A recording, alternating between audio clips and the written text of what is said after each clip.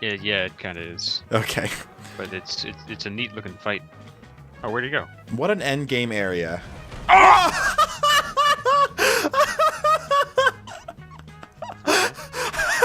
Monster Hunter World, the only game where you murder countless species of animals to near extinction, all in the name of research. Cut off the tail. Come on, tail, come off. Yeah, there you go. Ouch. Tail. I'm gonna get me a piece of that tail, if you know what I'm saying. No, I'd rather not. Yeah.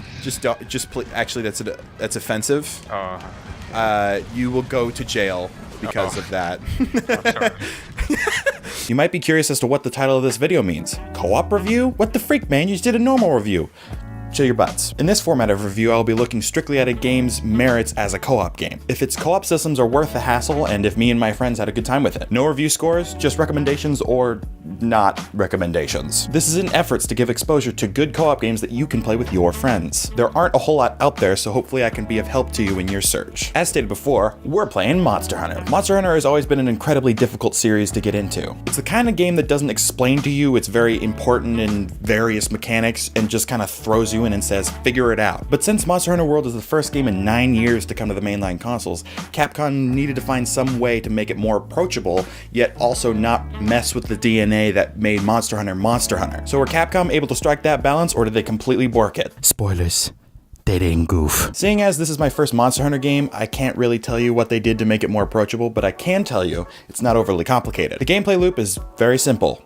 Kill monsters, take their skin, make new boots, and repeat. You can either stick to that loop and not look too deep, they explain the general mechanics decently well, or you can go the complete opposite direction and scour every wiki article and watch every weapon guide to master all of its many complex systems. It's really what you make of it. What we ended up doing was somewhere in the middle. While you can definitely get through the entire game without learning the higher level combos, I'm looking at you, Sword and Shield mains. But if you want to use something like the Switch Axe, you best believe you're going to be looking up Eric's Gaming, because the in-game tutorials suck huge. Once you figure out your weapon of choice, you get to partake in the hugely satisfying combat. While it doesn't provide anything incredibly challenging in a co-op sense, it does, however, have a level of challenge that has you learning attack patterns, utilizing iframes, and managing your health and stamina. And each swing you land feels great thanks to how monsters react to damage. While it's true they don't flinch from every attack, they do, however, react when enough damage is dealt. For instance, if you do enough damage in quick succession, you'll get a monster to flinch a bit. If you deal enough damage over time, you'll get it to fall over, break some of its armor, or both. If you get high enough ground, you can even mount the monster for a quick stun.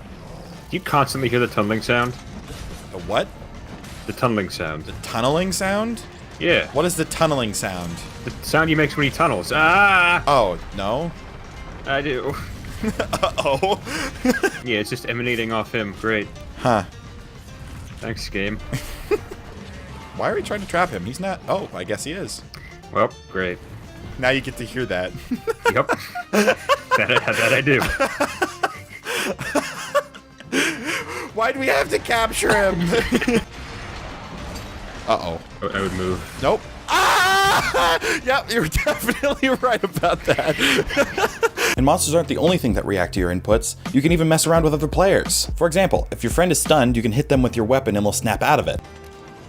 Ah! Why am I joking? What really makes this game stand out as a co-op game is how you interact with your friends and the world around you. If you think you can do it, you probably can. Also, if you sprint and then dodge twice, you'll jump into the air, I think. The flash Yeah. thing. Hello. You know what to do.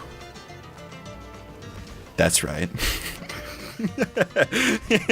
Monster Hunter World is a really good game, but like any great game, it's got some flaws. These might feel a little nitpicky, but here are a few that I noticed. A big problem that I saw while playing was some serious pacing issues closer to the end of the game. Instead of going from one main quest to the next, they had the brilliant idea of just having the player run around for like an hour and look for tracks for a specific monster before you go and hunt it. And I'm not talking an hour for tracking all of the monsters, I mean an hour for every monster individually. Yes, I know you can find the tracks that you need on side quests as well, it makes them feel more like mandatory quests instead of optional quests. Ultimately, it feels like padding. Probably my biggest complaint so far is that these missions kind of screech the pace to a halt.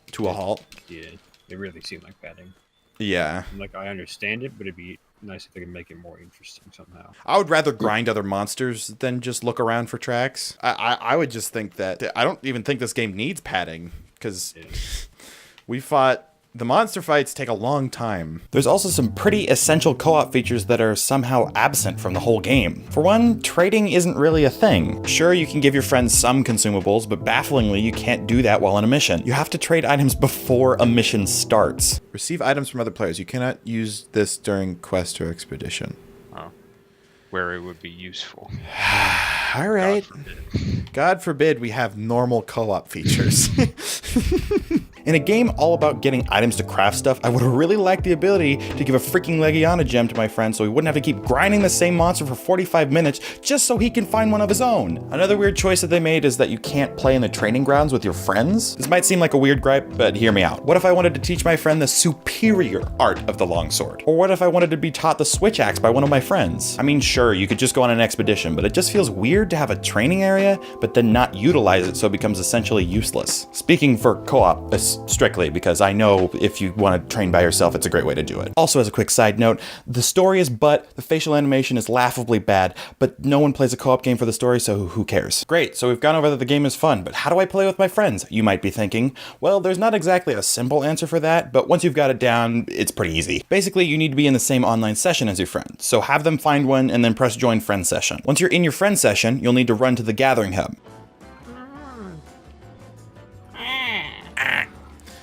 Okay, so there's...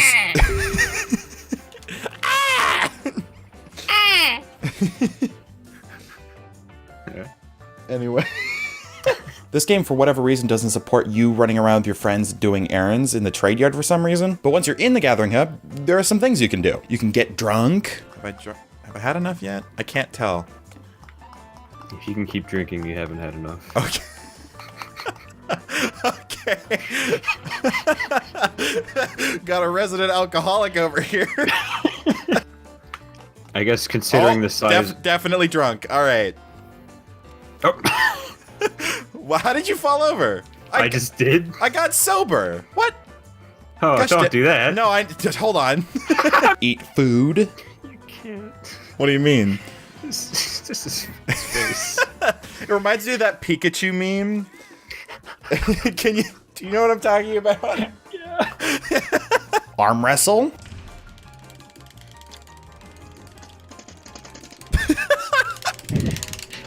Yeah! Wow.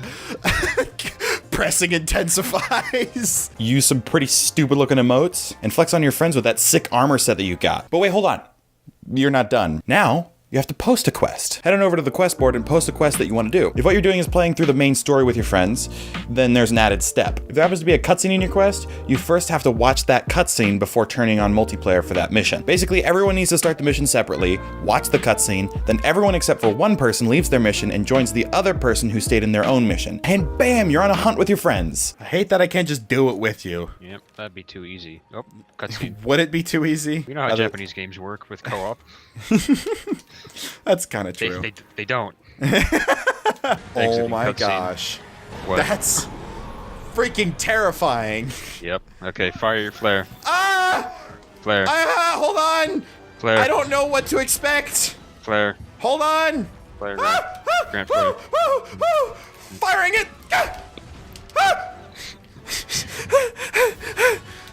I'm going to hyperventilate. Overall, the co-op experience is really good. The combat's really fun. The way you interact with the world is really awesome. The monsters are varied and they feel like they're a part of the world. It does miss the mark a little bit when it comes to missing a few features, but I don't think it drags the overall experience down enough to not recommend. So if you're looking for a very fun fantasy action co-op game, maybe consider Monster Hunter World as your next endeavor.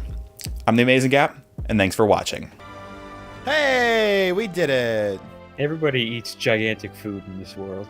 That was really Monster fun. Hunter. Yeah. It was good. That's a good game. Everybody play it. Play the game. Play it. End of review. Yeah. It's a play the game out of 10. Oh my god, can we not skip the credits? Can we not? Okay, everybody, I retract my statement. No one play this game. You know what?